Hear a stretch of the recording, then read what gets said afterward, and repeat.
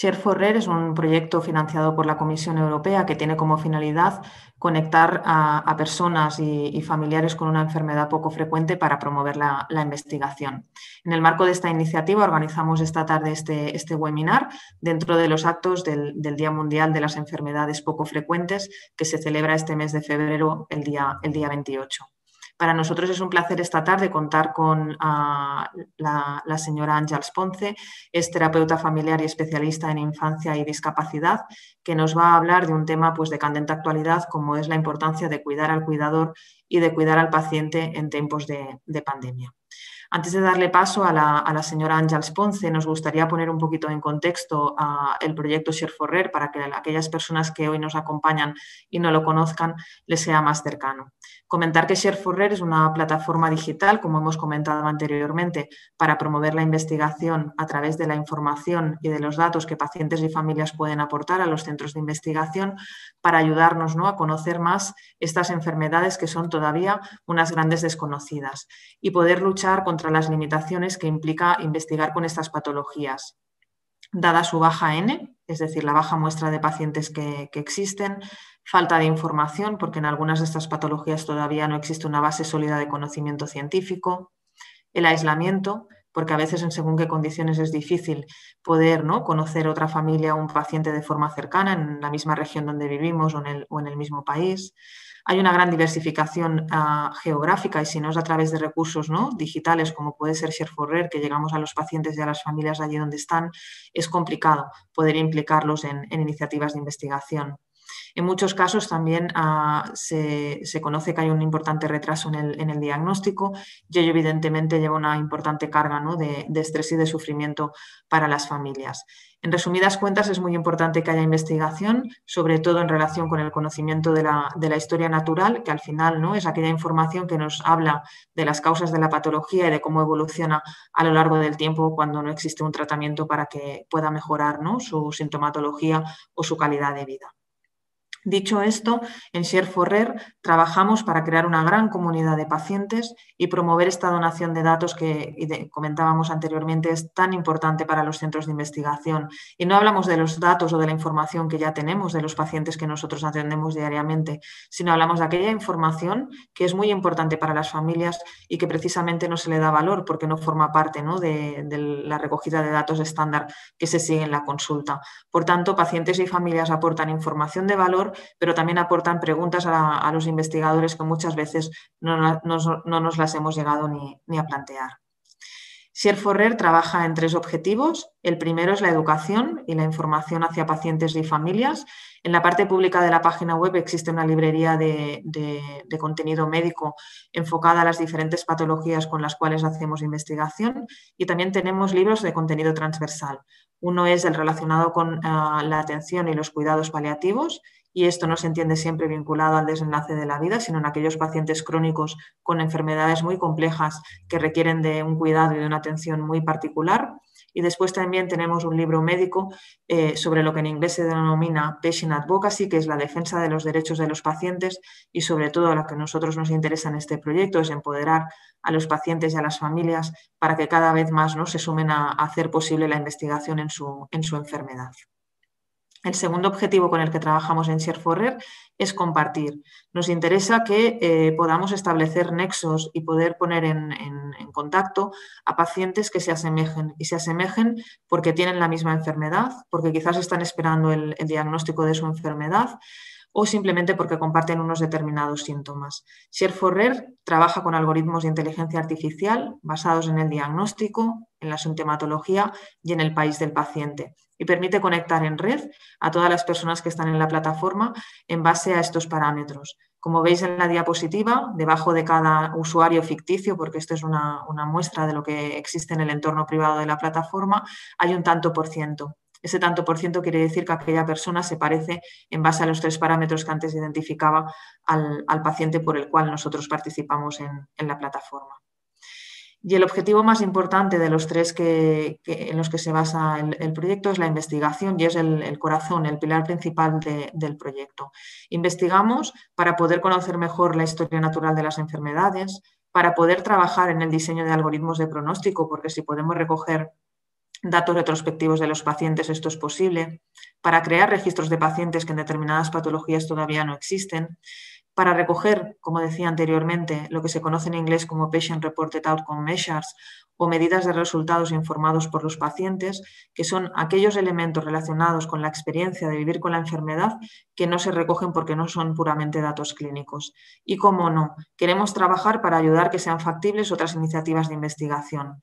Por tanto, aquellos pacientes que hemos reclutado y que participan en Share4Rare, si ellos lo desean, pueden participar en otros futuros proyectos de investigación que llevemos a cabo de aquí en adelante.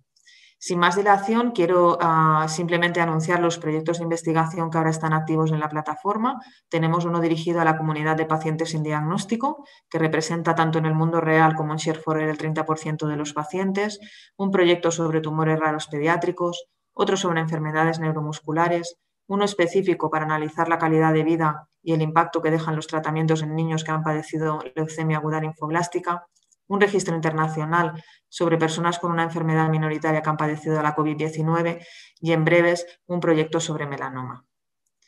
Sin más dilación, paso la palabra a Àngels Ponce, que nos va a ilustrar, enseñar y, como siempre, a instruir y a dar herramientas para poder a convivir mejor en tiempos tan complicados como los que estamos viviendo actualmente dentro de la pandemia de COVID-19. Muchísimas gracias. Gracias, Begoña. Ante todo,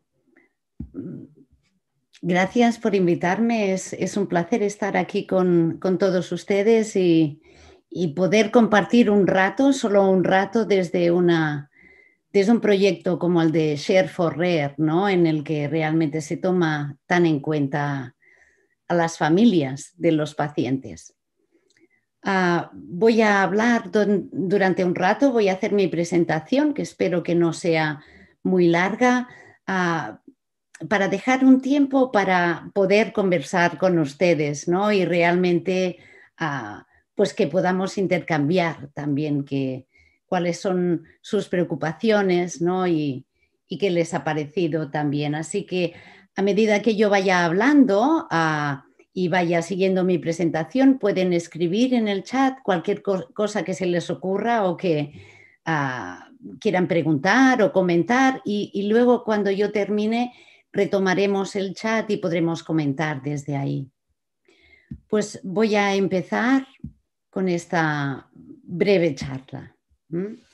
Cuando la preparaba, me fijé en estos datos, ¿no? No hace tanto que la OMS puso encima de la mesa un concepto que es bastante interesante, ¿no? Hablaban de fatiga pandémica. Y esta hace referencia a un estado de malestar derivado de la crisis sanitaria del coronavirus, que consiste en una serie de síntomas como la apatía, el cansancio, la desmotivación, la ansiedad o la tristeza. Esta fatiga afecta a un 60% de la población europea. Los motivos de esta fatiga son estos. El tiempo que ha pasado desde que empezó la pandemia, hace casi ya un año, pronto va a ser un año. La incertidumbre que ha generado esta pandemia, ¿no? No tenemos claro hasta dónde va a llegar. Se están vacunando las personas, pero ¿cuándo va a terminar, ¿no? La pregunta que está en la mente de muchas personas es: ¿cuándo podré retomar mi vida con más o menos normalidad? ¿Cuándo nos podremos mover por el mundo con algo de seguridad, ¿no? Hay una gran incertidumbre a pesar del tiempo que ha pasado y de que estamos con las vacunas. Esta fatiga está causada también por el tema de la hipervigilancia, ¿no? El estar siempre pendiente de no contagiarme. Naturalmente afecta a esto la situación económica, que es una de las graves consecuencias, ¿no? De esta semiparalización de tantos lugares en el mundo. La provocan también la pérdida de libertad, que implica el no poder salir, ¿no? El que haya tantas medidas restrictivas de no poder salir de casa, de confinamiento de una manera u de otra. Y finalmente destacan los expertos el exceso de información, ¿no? El hecho de que hablar del COVID se ha convertido casi en un monotema y que te encuentras tanto en las conversaciones, ¿no?, con otras personas como en los medios de comunicación. Y les cuento todo esto porque quería destacar que muchas familias con hijos con enfermedades graves, con enfermedades crónicas o con necesidades especiales, muchas familias me han contado durante este tiempo que ya han estado ahí, que simplemente ahora el mundo es como el mundo se ha encontrado, ¿no?, en una situación que como madre o padre de un niño con estas características ya hemos vivido anteriormente. Y quería empezar por aquí, porque subrayando de alguna manera las habilidades que ya hemos adquirido en nuestra carrera, ¿no? El hecho de tener un hijo con discapacidad o con una enfermedad extraña o grave ha sido un camino en el que nada fácil, pero en el que efectivamente hemos aprendido cosas como manejar la incertidumbre, ¿no? Fijaros en lo que os contaba, ¿no? Una enfermedad rara es una enfermedad crónica muchas veces que se alarga en el tiempo, que no sabemos cómo se va a desarrollar, pueden haber pronósticos, pero hay muchas lagunas también ahí. A veces este tipo de características nos llevan a estar siempre atentos, siempre alerta, ¿no? Alerta de cómo está el niño, qué es lo que necesita, el tratamiento, las visitas médicas, ¿no? Esto nos pone en un estado de alerta permanente. Naturalmente, hay una repercusión económica en la familia. No nos priva de libertad, pero sí que nos cambió la vida, ¿no? En muchas familias alguien ha tenido que dejar su carrera profesional para dedicarse a este hijo o esta hija, ¿no? Y respecto al exceso de información, yo lo compararía con el buscar información, con la angustia de la información, ¿no? De ese, a veces las enfermedades son tan extrañas que cuesta tanto encontrar a alguien que sepa de ellas, ¿no? De aquí el sentido que tiene Share for Rare, ¿no? Porque es una de las grandes inquietudes que tenemos como familia. Ya estuvimos ahí. Pero que hayamos desarrollado una serie de habilidades, ¿no?, que ya tengamos cierta experiencia en esto, no quita que la pandemia y todo lo que ha significado, ¿no?, es de alguna manera como poner encima, ¿no?, pues más cosas todavía, ¿no? Hemos incrementado los factores de riesgo que tenemos como madre y como padre de sentir fatiga, ¿no? En el ámbito de los cuidados se habla de la fatiga del cuidador, que es muy parecida a la fatiga pandémica. Esta situación, el hecho de que además de todos los factores estresantes que nosotros tenemos, se añadan los de la pandemia, nos deja en una situación de especial vulnerabilidad. Y reconocer nuestra vulnerabilidad desde mi punto de vista es algo muy importante. Es por donde empezar, casi. Reconocer la vulnerabilidad, que es de hecho una característica humana, las personas somos vulnerables, implica reconocer que tenemos limitaciones, que no podemos llegar a todo, que nuestra energía no es inagotable.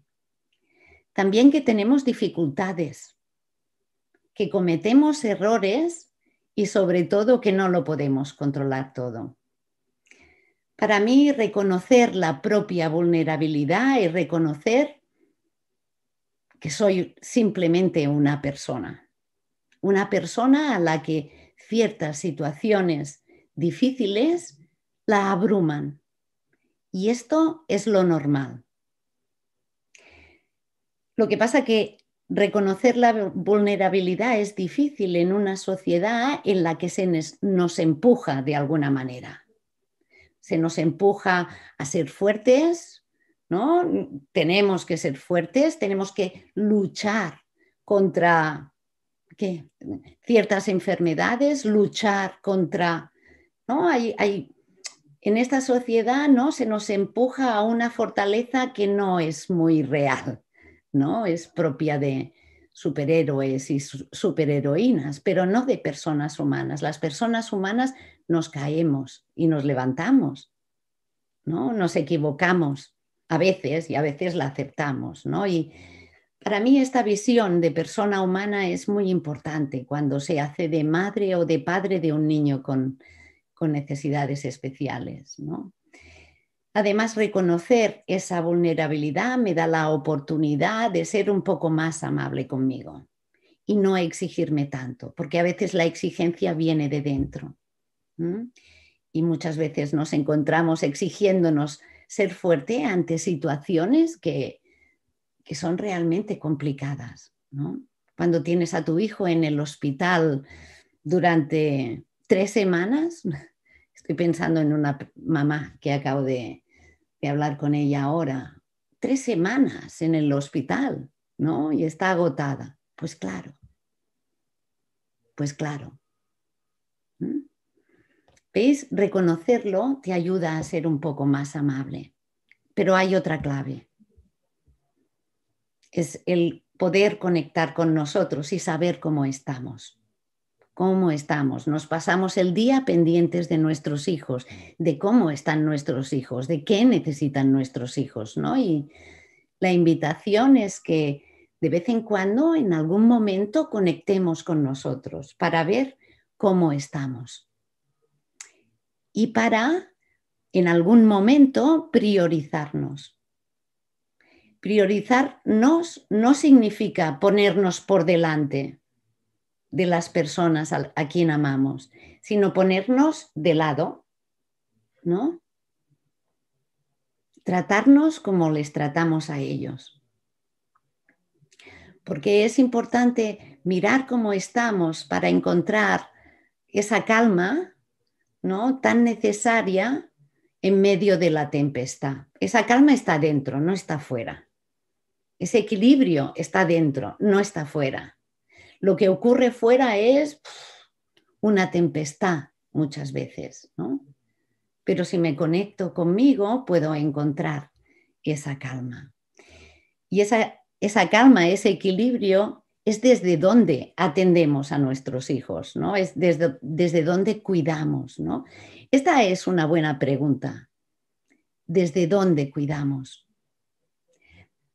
Si yo estoy cansada, quizás cuido desde el cansancio. Si estoy preocupado, cuido desde la preocupación.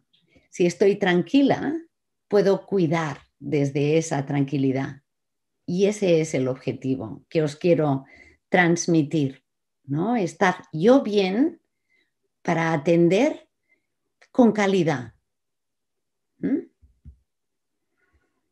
A mí esta frase me gusta mucho. No todo lo que afrontamos se puede cambiar, pero no se puede cambiar nada a lo que no le hagamos frente, de lo que no seamos conscientes.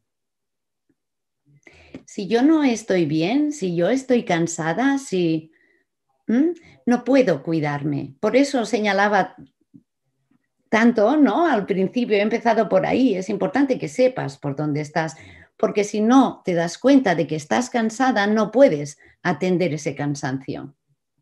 Y me sale tanto cansancio porque es de lo que más hablan las familias en este momento, de cansancio y de agotamiento.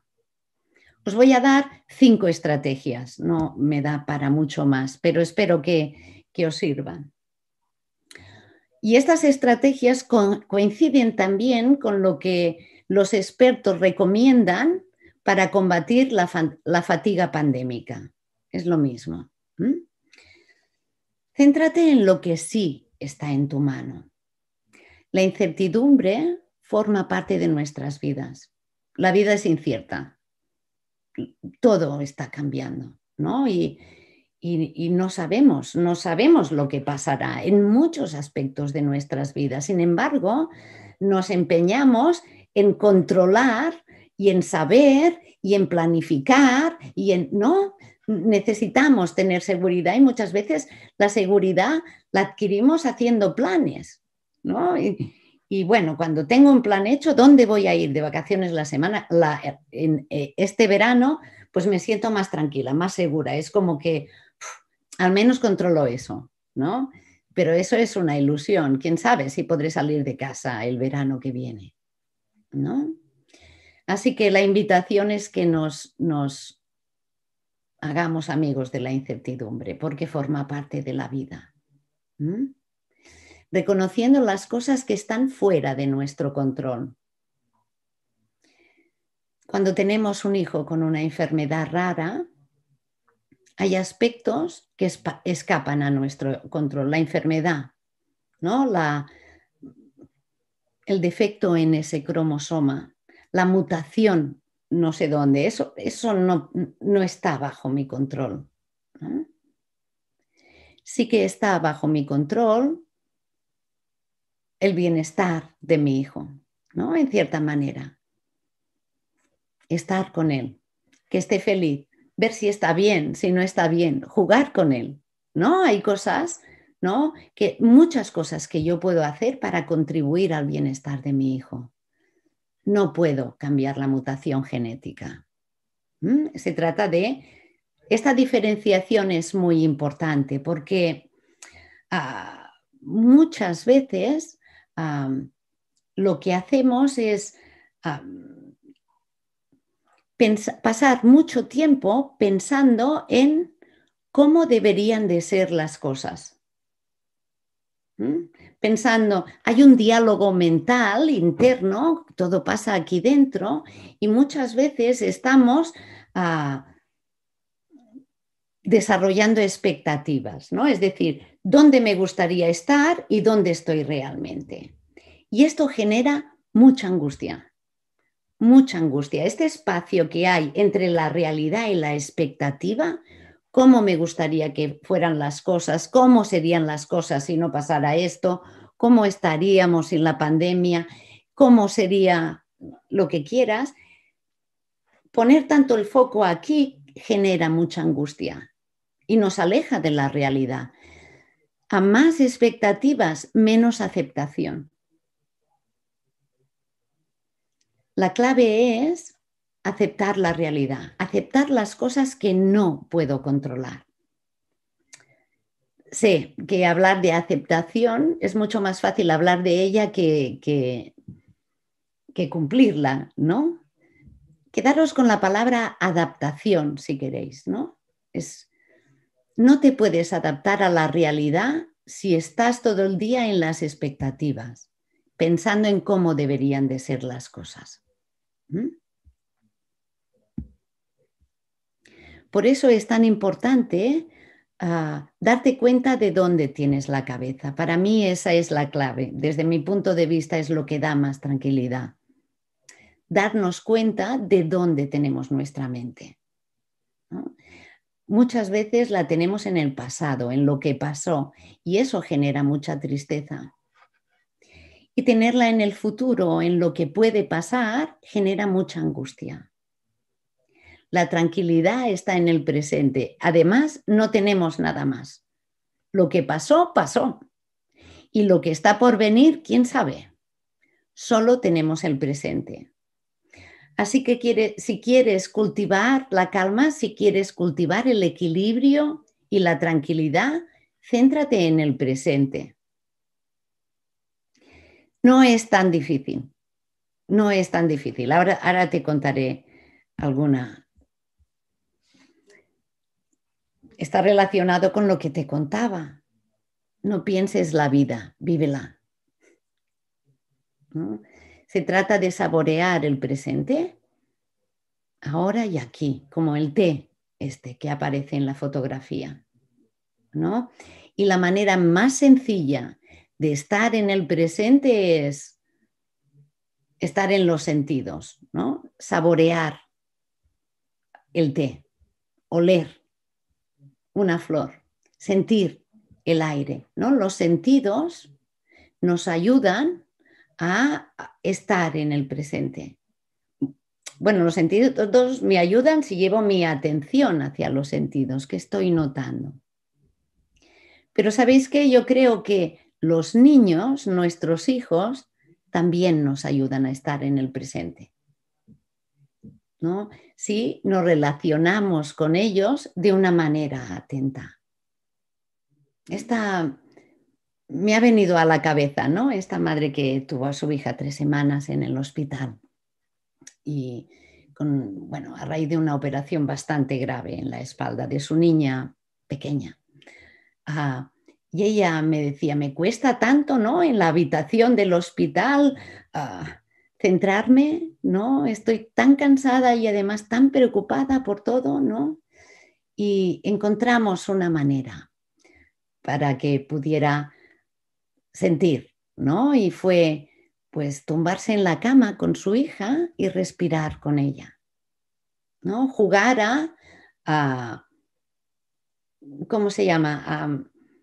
A coordinar, a sincronizar la respiración, ¿no? Y se abrazaba a ella y inspiraba cuando su hija inspiraba, exhalaba cuando exhalaba, ¿no? Eso es conectar con tu hija, ¿no? Yo creo que es una manera muy bonita de estar con ella cuando no tienes otra manera y estás en medio de una tempestad, ¿no?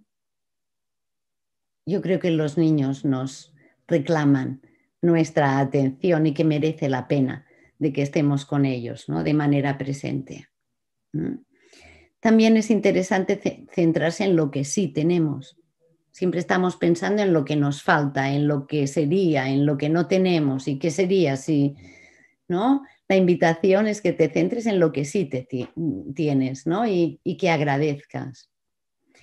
Los científicos, hay investigadores que realmente han hecho unas investigaciones muy interesantes acerca de los efectos que tiene el agradecimiento en el bienestar de las personas, ¿no? Y se han dado cuenta pues, que realmente repercute, tiene un buen efecto en el bienestar, pero cuidado, no se trata de agradecer cosas generales, ¿no? Agradecer que tengo salud, agradecer que tengo un techo, agradecer que tengo comida, ¿no? Eso es relativamente fácil, ¿no? Yo os invito a que tengáis una libreta en la que cada noche apuntéis 3 pequeñas cosas por las que estáis agradecidos cada día. Esto obliga a estar muy atento a lo largo del día, ¿no? Una madre con la que, hay un grupo de madres, estamos haciendo un curso y este es uno de los ejercicios. Están haciendo esta libreta desde hace 6 semanas. Y una de ellas me comentaba que hacer este ejercicio le hizo darse cuenta que en la panadería alguien le cedió el turno, ¿no? Y le dijo, pase usted, señora, pida usted primero, que va con una niña pequeña, ¿no? Y ella decía, en otra situación igual no me hubiera dado cuenta que alguien fue amable conmigo, ¿no? Y eso me conmovió y me llenó de alegría. ¿Veis? El truco no es tanto en escribir por lo que estoy agradecido como estar pendiente a lo largo del día de esas pequeñas cosas por las que sí podemos estar agradecidos, ¿no? Naturalmente también ayuda mucho a hacer actividades que te carguen energía, ¿no?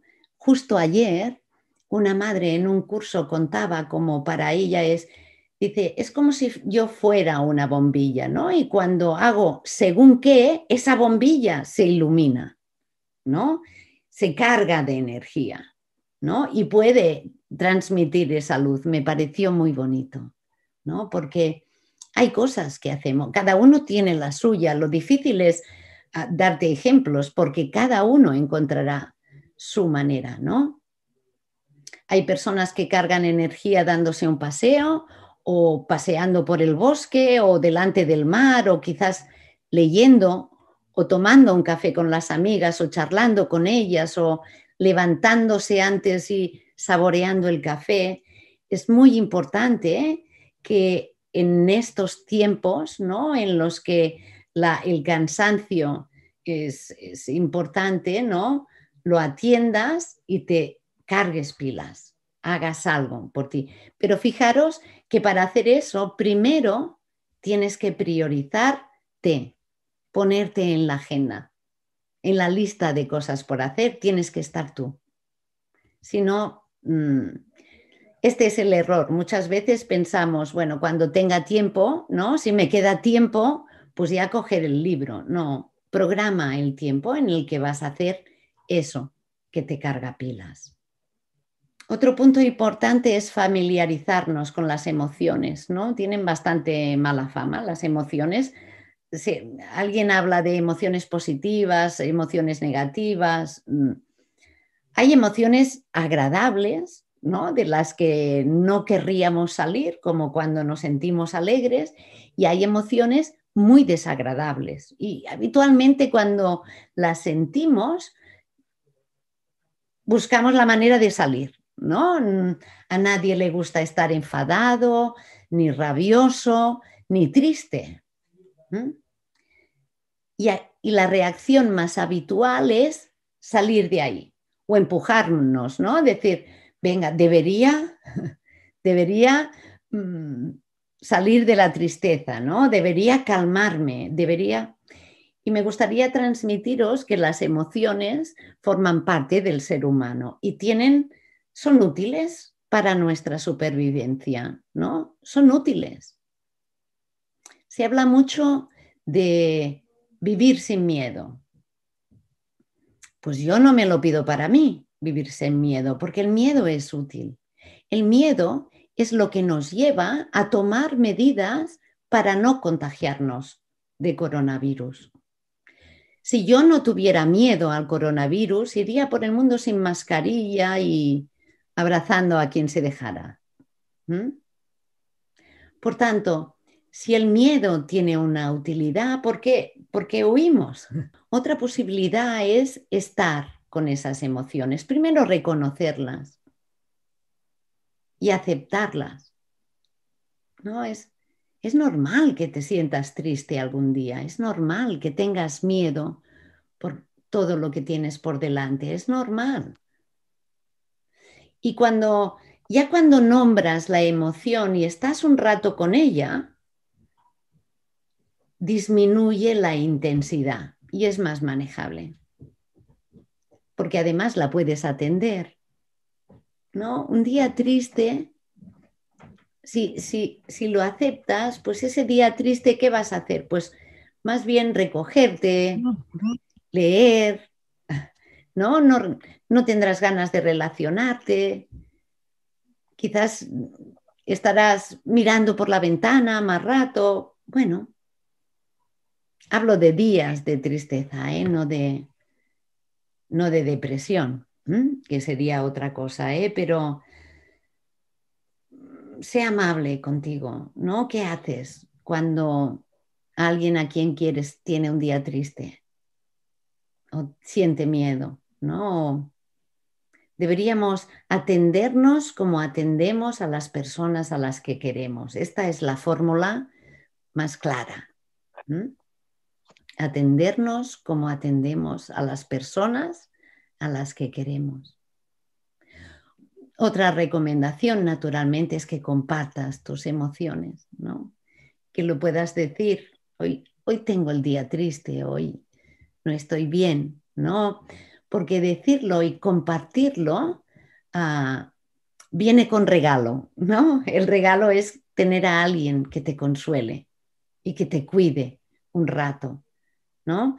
Fíjate las cosas que te pierdes si vas por el mundo haciéndote el fuerte o la fuerte o todo está bien, tengo que aguantar, ¿no? Es una carrera muy distinta. Y ya terminó con esta. Bien, naturalmente, cuidar de nuestro cuerpo es algo muy importante. Hasta ahora os he hablado de bienestar emocional, pero no podemos olvidar el bienestar físico, ¿no? Las dos cosas son muy importantes para nuestra salud, ¿no? De manera global. De aquí destacaría que realmente reserves un tiempo para ti, ¿no? En tu agenda, para descansar. Esto quería destacar. Hay mucho cansancio que no atendemos, que pretendemos normalizar, ¿no? De alguna manera que sí, ¿no? La gente dice, no duermo. Bueno, y tienes que hacer algo con eso, tienes que buscar un tiempo para descansar. Es muy importante, no normalices tu cansancio. Date lo que necesitas. Dormir más, un buen baño, dejar de hacer tantas cosas o dejar de preocuparte, no sé. Cuida de tu alimentación y naturalmente muévete, es importante. Sí, y otra cosa que quería destacar es que no te sientas culpable por hacer eso, ¿no? El efecto de priorizarnos de esta manera que te contaba, poniéndonos al lado de los demás, muchas veces el efecto es me siento culpable, ¿no? Yo conozco a madres que incluso se sienten culpables por estar en el sofá media hora descansando, porque están pensando todo el rato, debería de estar haciendo esto o aquello, hay que ver, yo me siento mientras el otro. La recomendación es que te cuides y descanses sin sentirte culpable. Eso es muy importante también. Y hasta aquí, daros las gracias por estar aquí de nuevo y ahora viene la parte que más me gusta y es la posibilidad de compartir con vosotros. Muchísimas gracias, Àngels. Siempre, ¿no? Dándonos herramientas y consejos, ¿no? En tiempos que impactan, ¿no? Sobre nuestra vida, que ya de por sí no es complicada cuando tienes que cuidar a un familiar con alguna enfermedad o eres tú mismo un paciente. No sé si hay alguna persona de las que nos está siguiendo que tenga alguna pregunta para hacer. De momento no veo ninguna en el chat, pero yo sí que te quería hacer una relacionada, ¿no? con el consejo que siempre das, ¿no? Tú de compartir, de hablar con otras personas, ¿no? Que hablan el mismo idioma que nosotros, ¿no? Pero a veces no el mismo lenguaje, ¿no? Entonces, yo sí que quería explicar, ¿no? Que en estos tiempos de pandemias y de aislamiento, que incluso aunque haya habido a veces medidas de poder salir con según qué enfermedades no ha sido posible, nos pasamos muchas horas, ¿no? Durante el día delante de la pantalla, pero al final también la pantalla, ¿no? A veces por motivos de trabajo u otras razones, no deja de ser luego la misma vía con la cual podemos compartir o recurrir a ese apoyo emocional. No sé qué consejos tú darías respecto al uso, ¿no? de las telecomunicaciones. En este momento son un gran recurso, ¿no? Y las investigaciones que se hacen sobre el bienestar de las personas destacan que la red social, tener una red, es uno de los factores más importantes, ¿no? Y uno de los peligros de la pandemia es la soledad, ¿no? Por tanto, buscad maneras realmente de compartir. Y yo creo que la pandemia nos las ha traído como una herramienta fantástica, ¿no? Podemos estar hablando con alguien que vive en Cáceres y yo en Barcelona y nos vemos un rato y qué buen rato pasamos, ¿no? Por tanto, sí, son un gran recurso. Sí. Muy bien, gracias, Àngels. Preguntas de las personas que hay siguiendo el webinar. Aprovechar que no todos los días, ¿no? Tenemos la suerte de compartir un rato con Àngels. Si hay alguien que quiera expresarlo por voz, podemos gestionar el tema de los micrófonos. Sí que nos acaba de llegar una pregunta de Vanessa Pérez que nos dice que es madre de un niño con ER sin diagnóstico y que asesora y apoya a otras madres. Y dice que, como bien ha explicado Àngels, el cansancio es una de las constantes.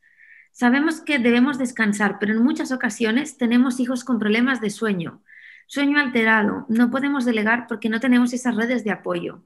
Encontrar ese equilibrio para el bienestar es muy complejo. ¿Cómo logramos el descanso en estas circunstancias?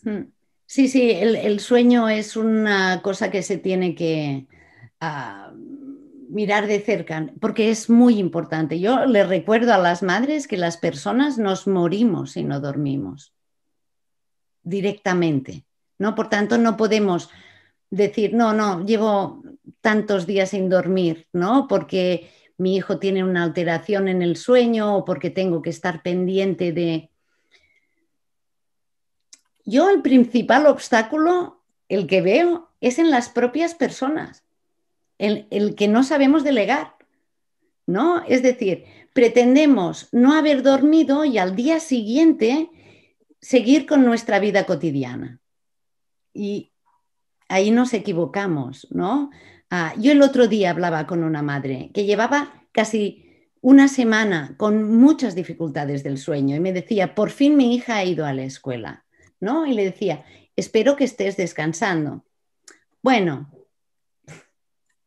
no, porque claro, hay tantas cosas por hacer. Por eso insisto tanto en priorizarnos. El sueño se tiene que recuperar inmediatamente y tienes que tener un rato para dormir ese día, una siesta, un rato para que tu cuerpo, tu organismo se recargue. Es que es...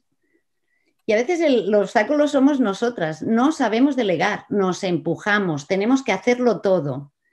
Y cuando no duermes no puedes llevar un ritmo normal. Creo, ¿eh?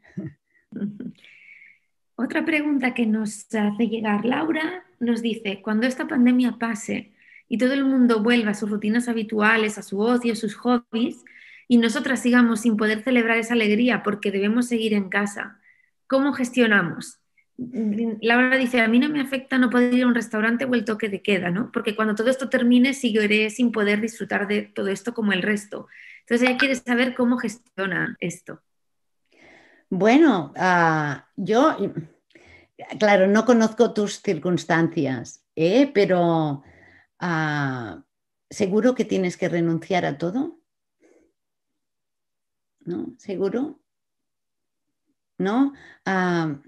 Yo conozco a personas que llevan confinadas desde antes, pero desde el principio de los principios, debido a las características de sus hijos, pero cuidar de un niño, ¿no? O de una persona con cierto tipo de enfermedades no tiene que implicar renunciar a todo, porque eso es más sobrecarga. Y estamos en lo que decía antes, ¿no?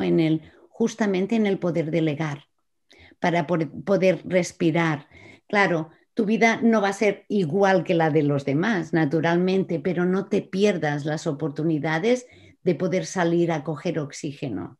No te sentirse atrapado es lo peor, ¿no? Y plantéate si realmente no puedes oxigenarte de alguna manera, por así decirlo. Seguimos con una consulta que nos hace Claudia. Aparte, te felicito. Más que decirte que me sentí muy identificada con tu charla, soy cuidadora y tengo a mi cargo 9 abuelas y mi carga mental es mucha. Y muchas veces dejo de ir a mi propia vida, ¿no? Dice, ¿cómo se logra apartar todo eso en los días de descanso? Bueno, apartar tampoco, ¿no? No tenemos que huir, pero tú señalas, ¿no?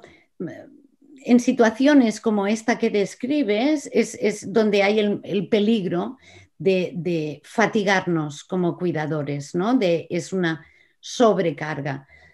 Yo no soy partidaria del todo o nada, ¿no? Sino, es como decía antes, encontrar válvulas de escape para coger oxígeno, para atenderte a ti. No se trata de dejarlo todo y ahora me ocupo de mí. Fijaros que yo no he hablado de ir una semana a un balneario, ¿no? Que está muy bien, pero no es real, ¿no? Es como cuidarnos mientras cuidamos. Tenemos que encontrar la manera y la manera a veces son paradas para atenderme. para tener un rato tranquila, para salir a dar un paseo, para hablar con alguien, para buscar apoyo, ¿no? No es el todo o nada, es buscar eso. Eva Marín nos dice que si crees que la gente con esta pandemia nos va a entender mejor. Yo no sé qué va a pasar después de esta pandemia. No lo sé, no lo sé. No sé si nos va a hacer más, no sé. Es que no me atrevo a contestarte. Ojalá ese sería mi deseo, ¿no? Pero yo estoy con lo que nos ha traído la pandemia, ¿no? Lo que hablábamos ahora con Begoña, ¿no? La posibilidad de conectarnos, ¿no? Y esa posibilidad es muy grande, ¿no? Esa red que describía Begoña de Share for Rare es posible gracias a esta tecnología a través de la que os estoy hablando ahora, ¿no? Estáis personas aquí de muchos lugares, eso es, no sé si ellos nos entenderán, pero nosotros quizás tenemos más herramientas, ¿no? Que nos hagan más visibles a la vez, ¿no? Yo tengo una pregunta en ese sentido, Ángels, porque justo me acaba de llegar un mensaje diciendo que se flexibilizan las medidas por lo menos en la región donde vivimos nosotros, y que poco a poco vamos a ir recuperando un poco más de libertad, porque hay familias que llevamos casi un año sin ver a nuestros familiares. Sí. Y a mí me da como mucho miedo, ¿no?, de que abramos, ¿no?, esa puerta a la libertad que teníamos antes y que dure nada, porque no podamos volver atrás, porque seguimos oyendo en los medios, ¿no?, la incidencia de la variante británica, la vacunación pues está yendo a la velocidad que está yendo. ¿Cómo manejaríamos o qué consejos nos das de manejar si tenemos otra vez que volver atrás, ya por cuarta vez oficialmente y en según qué casas por N veces? No sé si hay algo. Mira, es un poco lo que decía, ¿no? Me viene a la cabeza ese dicho, ¿no? Piensa globalmente, actúa localmente, ¿no? Es decir, controla lo que está en tu mano, ¿no? Manéjate tú, aprovechando lo que te dan en el momento, sin pensar, me lo van a quitar otra vez, esto no es mi normalidad, no sé hasta qué punto vamos a retomar nuestras vidas donde las dejamos. Yo me temo que no, me temo que no. Yo me centraría en lo que tengo y disfrutar de eso, ¿no? Disfrutar del paseo que me pueda dar delante del mar. Yo hace mucho que no veo el mar. Parece que tenemos, ¿no?, problemas de retransmisión. Mientras se vuelve a conectar Ángels, aprovechamos para todas las personas que estáis esta tarde con nosotros para recordaros que durante este mes de febrero, cada una de las semanas hacemos una actividad. El próximo lunes, día 15 de febrero, es el Día Mundial del Cáncer Infantil, y con motivo de esta celebración vamos a lanzar a través de redes sociales toda una serie de cuestionarios también para conocer, ¿no?, un poco cómo ha afectado la pandemia a las familias que tienen, ¿no?, a algún niño con una enfermedad oncológica, y también poder, ¿no?, ayudarles desde Share for Rare con herramientas y consejos. Y la última semana, que en realidad es la que incluye, ¿no?, el domingo día 28, el Día Mundial de las Enfermedades Raras, el día 26 de febrero haremos un webinar específicamente dedicado al grupo de enfermedades neuromusculares. Tenéis toda esta información en nuestra página web y sois más que bienvenidos de registraros y de acompañarnos. Ya la tenemos aquí. Perfecto. Perdonad. Es la incertidumbre. Se ha apagado la luz de toda mi calle. Toda mi calle se ha quedado a oscuras, no luz, no internet. Es la incertidumbre. No pasa nada, Ángels. Lo siento. Estábamos un poco viendo en el chat que esta tarde nos acompañan desde Argentina, bueno, desde un montón de países, ¿no? Y eso es un ejemplo de lo que tú decías al principio, ¿no? La capacidad que tenemos de llegar, ¿no?, a cualquier rincón del mundo. Y yo creo que aquí, aunque muchas de las personas, ¿no?, que estamos no nos conozcamos, los consejos que nos has dado y la paz, ¿no?, y el sentimiento que siempre transmites tú, yo creo que eso nos lo llevamos como si hubiéramos estado juntos en la misma sala escuchándote. Es siempre un placer. Muchas gracias, Begoña. Aprovechamos para recoger más preguntas, porque como o comentarios, decías, ¿eh? sí. Una persona nos dice que las palabras y la voz de Ángels nos hacen entrar en otra dimensión. Tendrá que ser nuestro Pepito Grillo y recordarnos siempre sus consejos. Y te doy las gracias. Gracias a vosotros. Gracias. Me sabe mal no poder veros y charlar directamente, ¿eh? Yo, no hace falta que creáis en lo que digo, simplemente probad alguna cosa, probadlo. ¿Mm? Sí, dicen desde Argentina, de FOAP, dicen, creo como psicóloga que las pautas han sido muy claras y prácticas y agradezco mucho este espacio desde Argentina. Otro nuevo comentario justo de ahora. Las redes sociales se han convertido en salvavidas para muchas personas. Trasciende de las tradicionales redes de apoyo y muchas familias se sienten muy acompañadas.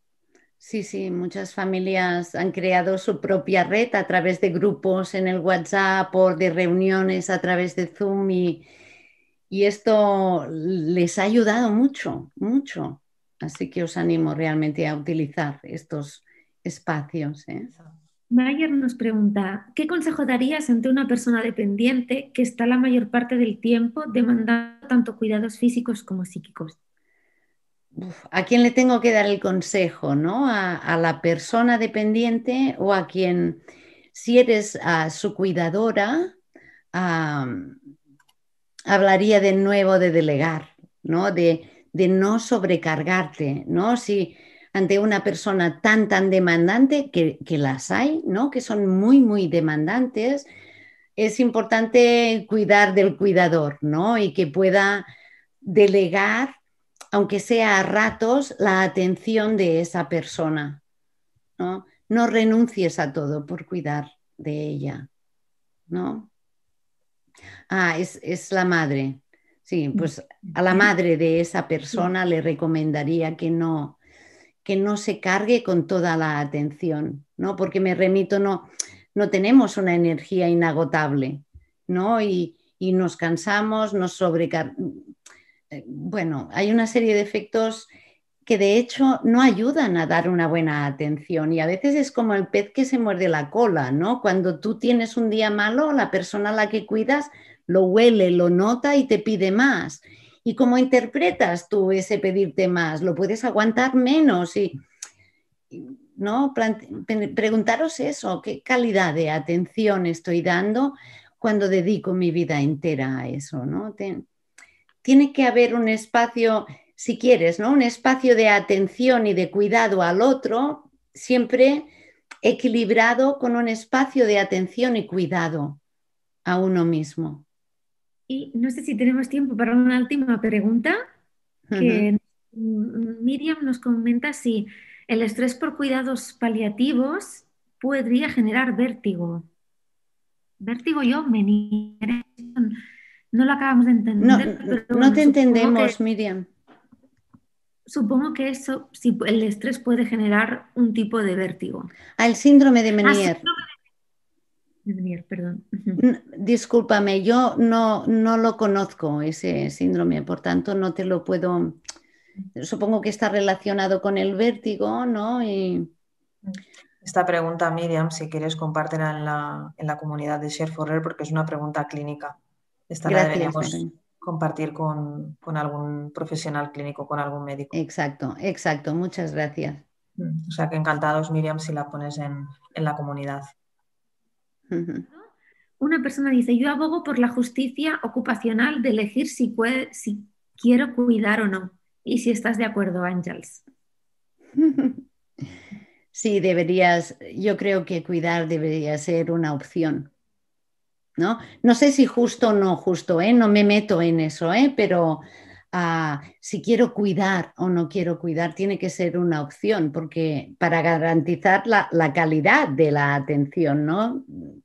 Desde dónde se cuida cuando lo hacemos obligados, ¿no? Ni para quien cuida ni para el cuidador, ¿no? Por tanto, debería de ser una opción, sí. Ferran nos pregunta, ¿cómo cuidar a una paciente que cuidando mucho su salud, tratando de no hacer nada que le vaya en contra, una nueva analítica le indica que se le deterioran otros órganos y cae en depresión, ¿no? Y se pregunta, ¿qué he hecho yo? Claro, es que no has hecho nada. No has hecho nada, ¿no?